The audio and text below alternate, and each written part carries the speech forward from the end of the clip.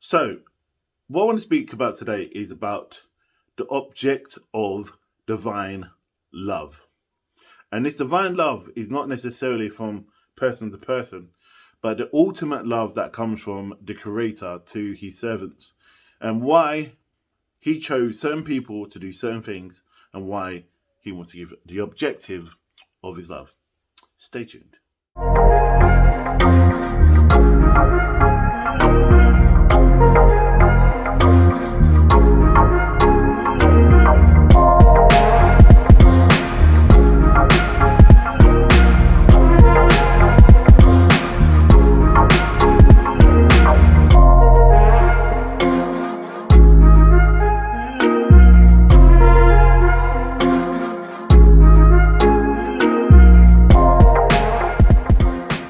Welcome back. My name's Jay. I'm from Karnak Holistics, where we learn together and we grow together in the sight of God.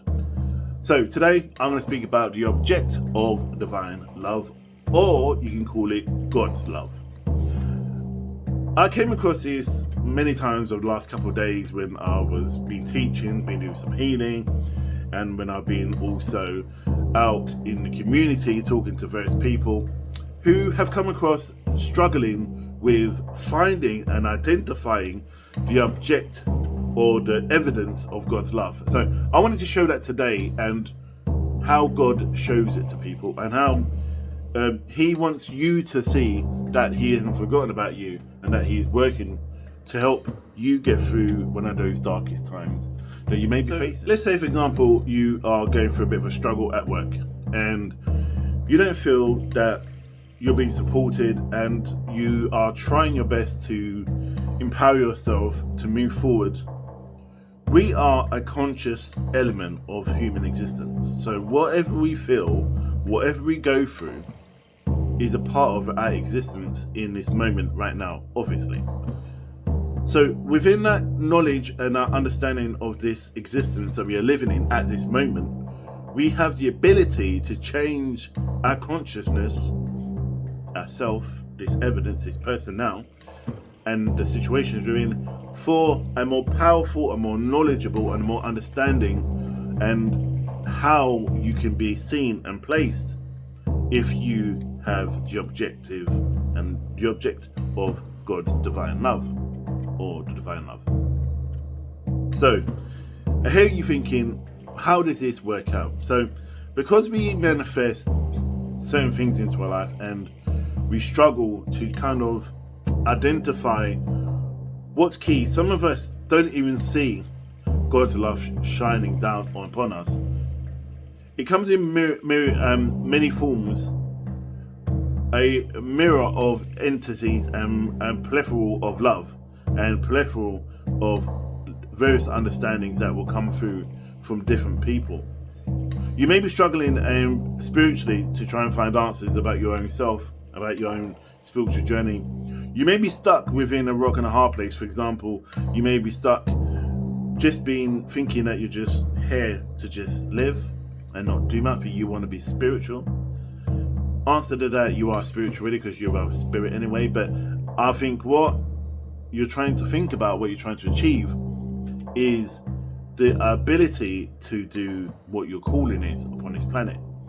Now, that calling upon this planet is subject to, how can I put it, people's views. I suppose that's the best way to put it. Some people feel that there is no calling, there is no great plan for us to be even spiritual people. Some people live to try and find out the great plan and find out our own reasoning for being here.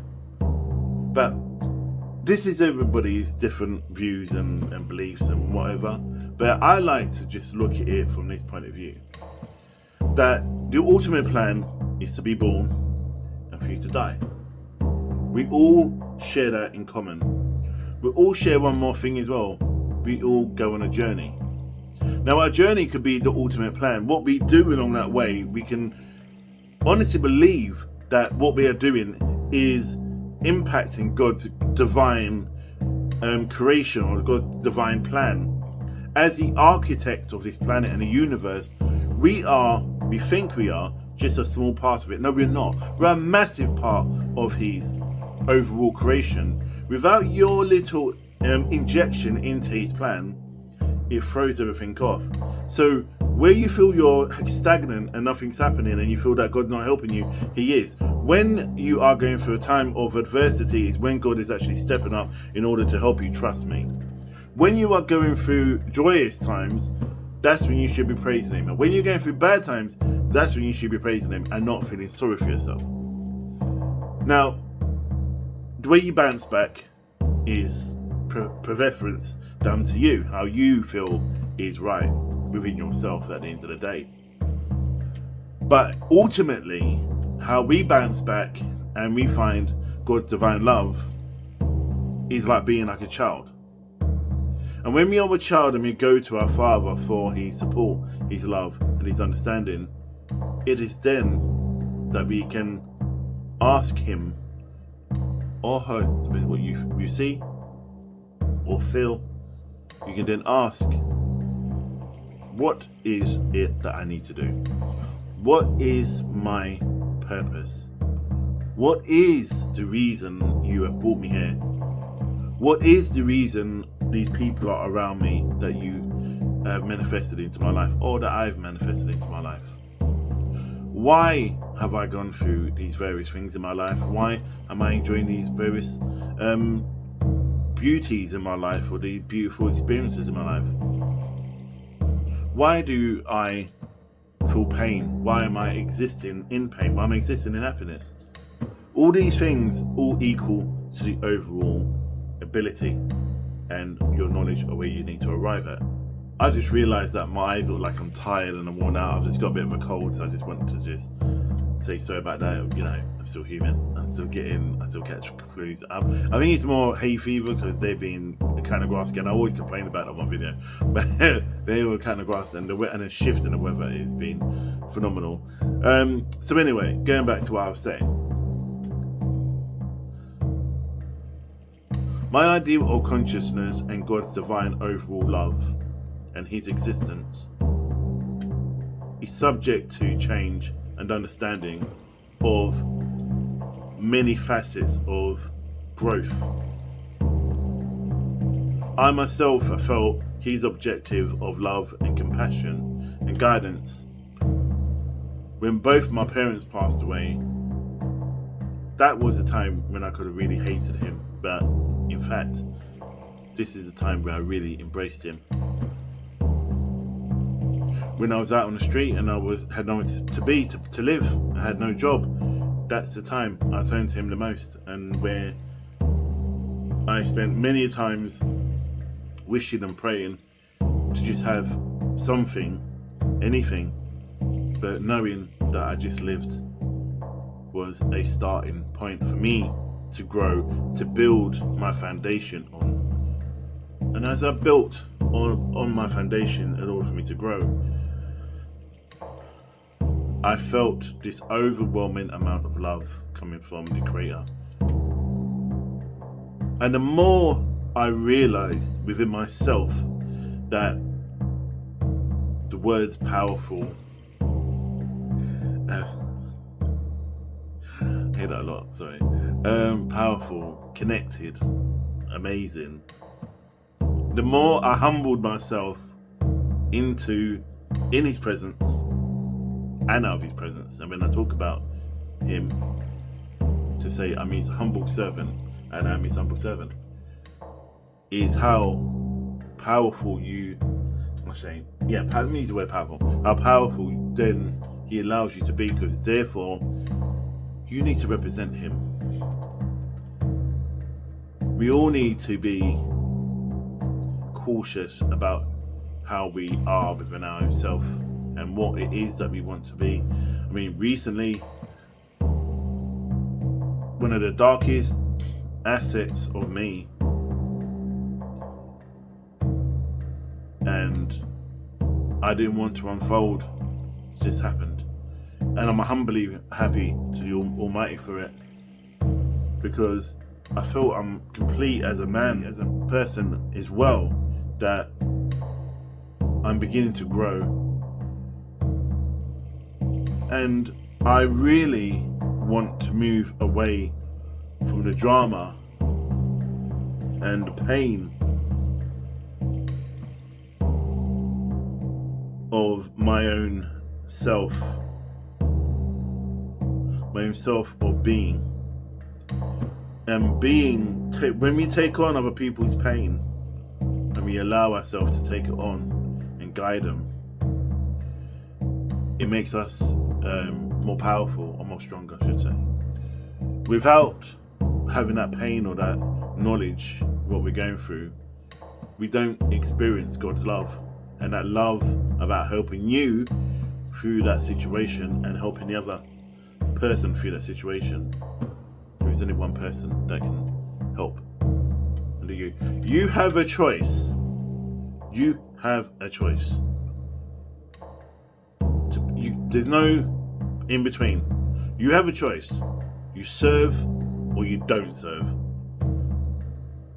And when I say it's like you serve, you do His will, and it's not a cult, right? It's just you acknowledging Him, and all the rest of it, let's ignore all this whole religion thing. Let's just look at the whole idea about you being spiritual and you becoming aware of yourself. So let me explain about being spiritual. So when I talk about being spiritual, I mean, I'm talking about you becoming more conscious of your own awareness of your human existence, that you are a spiritual being having this human existence. I remember talking to somebody today and I said that everything that you may come across, or any kind of imbalancement of your chakras, for example, could be linked to, it is linked to a physical interaction. So you may have hurt yourself, or injured yourself, or whatever. But then when you're weak, especially if you're spiritual and strong, that's when the darkness steps in to try and take control. And if we don't recognize the fundamental importance of how and the pain that we have gone through, for example, if we hurt ourselves, and that's where it is, that's why they say, and I always say this when I'm doing healing, where is the pain within your body? Where is the pain within you? Have you had infections? Are you being sick? Do you have upset stomach? Do you have heart murmurs? Do you have gastric in your stomach that's affecting your respiratory system? Do you suffer from headaches, pains in the back? Where does it come from? What caused it? You may be training that caused the injury. If the pain's in that area, that is the point of the seat of that negativity. Once you find that seat of the negativity, and you can then build in it and build the chakras, and then use the Kundalini to manifest it to become balanced, then everything will go with the flow.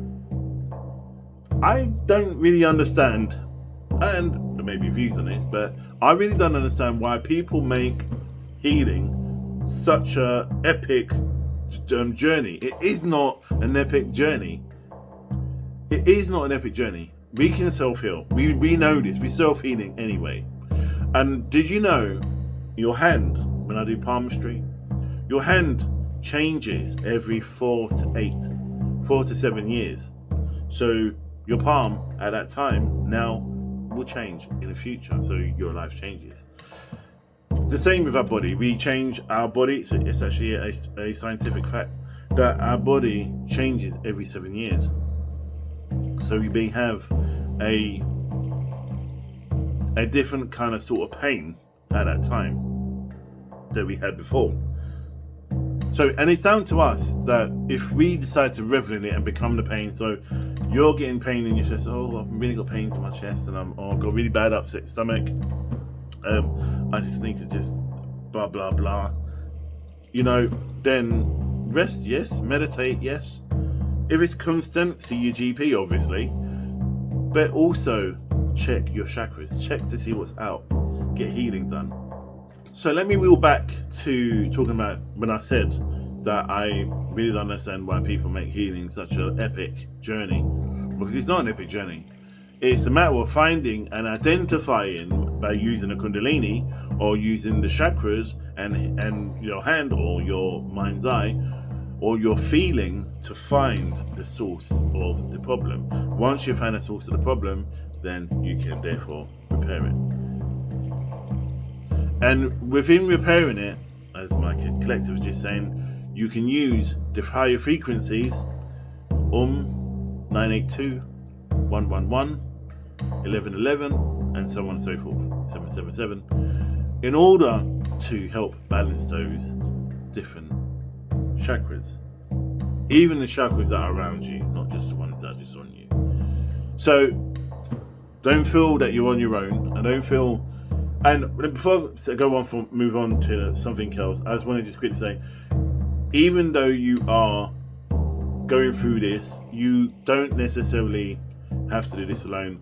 You can call not just people that you know, you can call to God to help him, ask him to help you find what you need to do. Even if you don't know how to do it, you can ask him to bring someone in to help you. And I've come across that a lot lately with people.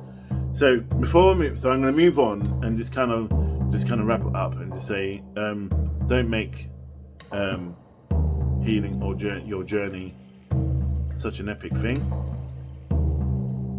But by and largely, I have to say that God's divine love is ultimate, and this is what it is. Divine love and God's love is powerful, amazing. That is the power. And God says that with him I am proud. And there's a quote, I think it's 14:16 in the Psalm. It says, "Be still and know I am God. Be still and know I am God." That is powerful. So be still and know that I am God. I leave that thought with you, and I'll see you in the next video. Get any comments, please leave it below. I always forget to keep talking about this because I'm not a YouTuber, I'm just recording stuff. Comments below, like, share, subscribe, and obviously please that notification button, and please share on all your social medias. And I send my blessings out to you from the creator, from the collective. You keep safe and stay positive and loving to one another, and most of all to yourselves. Namaste.